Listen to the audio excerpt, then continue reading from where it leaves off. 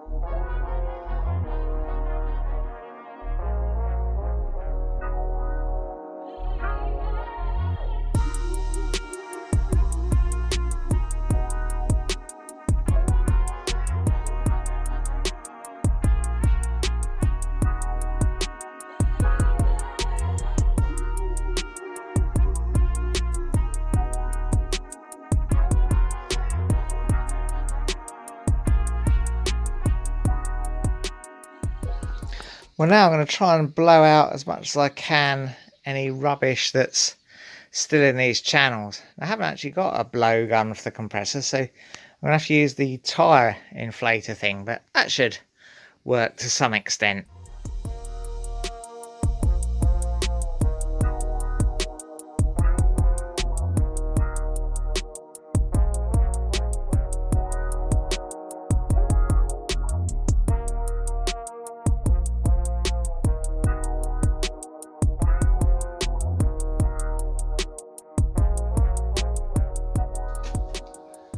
Right, time now, I think, to put the rust killer on. I'm going to put it on all those patches that I wire brushed off, I'm just going to cover everywhere where there's bare metal with it, to be honest.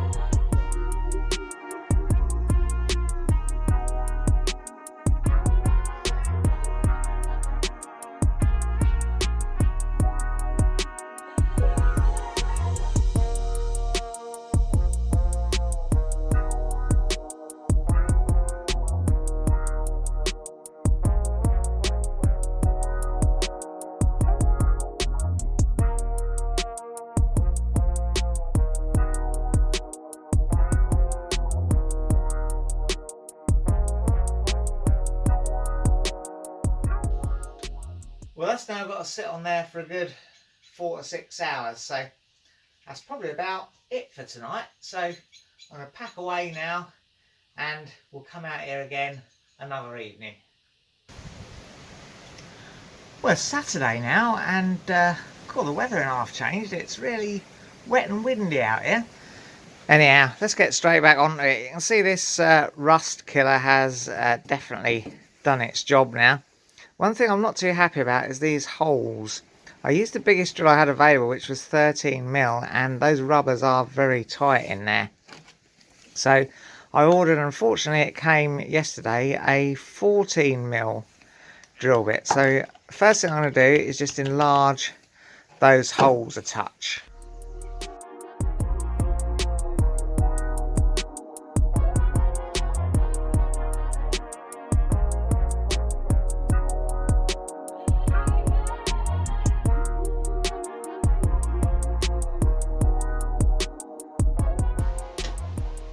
Now, of course, as I've pointed out many times before, these are not really intended as tutorials. This is the first time I've attempted anything like this since really my late teens, when I did some repairs and some paint work on some of my first cars using cellulose paint in a siphon fed spray gun, and repairs using fiberglass and body filler and such like. And sometimes they come out okay, sometimes they were pretty rough. Anyway, I did ask in the first video for people to comment if they had any helpful advice or hints and tips and stuff, and a few people have, with some very good advice. Now I thought I'd better say that for those people who've given advice, if it appears like I'm not actually taking your advice and following it, then that's probably because these videos are sort of a step ahead. They're not ahead, they're a step behind. So where I am in reality is probably quite a bit ahead of where you see the video. So if you see me do something and you say, well, you want to do that next, then the chances are I've probably already passed that stage, which is unfortunate because there is some very good advice being given, but it won't be wasted because I'm sure we'll do something like this again, and it's very much a learning curve. So yeah, a few things have been pointed out. Rick has obviously mentioned getting an angle grinder, a 4.5-inch angle grinder with a wire brush, which may well have made some things a bit easier. I did use the wire brush on the drill and that worked pretty well. John has mentioned a disc sander. I've been looking at disc sanders, actually. I've been looking at the random orbital disc sanders in particular for flattening down the paint, and some of them you can get polishing boots and use for polishing afterwards as well. I've got an electric polisher down there somewhere for cleaning your car, that might work too. But unfortunately there's just not the money to plough into this project to keep buying tools and stuff, so I'm having to make do a little bit with what I've got to hand. John also mentions using a paint isolator. which is probably a very good idea. I've been watching Paul Glover's videos where he's had some bad paint reactions painting his front bumper, which to be fair is fiberglass, and from what I understand, bad paint reactions are a lot more common on fiberglass. Anyhow, I would take that advice, John, but unfortunately with everything being closed still, shops and such, and you know, ordering stuff online takes a few days, and I'm just not organised enough to have done that and to have got it in before I start painting, because hopefully I'll start painting today. So to save the job taking forever, I'm going to take a little bit of a chance on this and not use the isolator. We'll see if that pays off later. Anyhow, the next thing to do, I think, is to seal the front. I'll show you what I mean. Now along the front here, and I noticed it when I was wire brushing off, there was some sealant. And obviously the bonnet's upside down at the moment. I think that's really to stop water collecting and gathering where the skin is folded over like that. Now quite a lot of that was ripped off by the wire brush when I went along.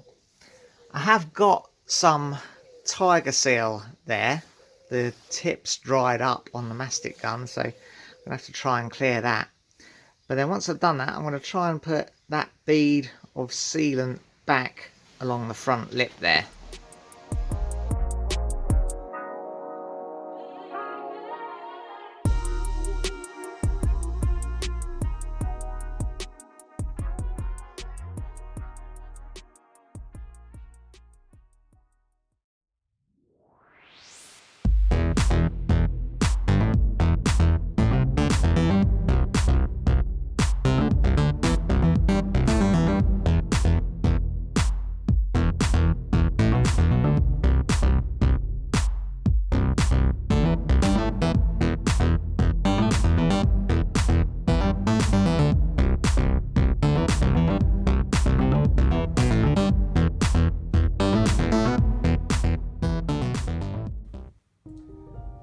That's all for now. If you enjoyed it, press like, subscribe if you want to see some more, and ring the bell to be notified when we upload something new.